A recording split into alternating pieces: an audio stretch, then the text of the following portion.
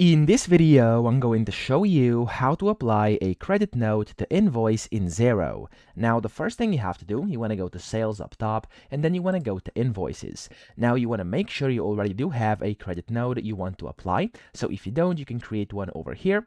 And then what you want to do is find the invoice to which you want to apply the credit note. So click on the invoice. For example, I'm going to use this one over here, the first one.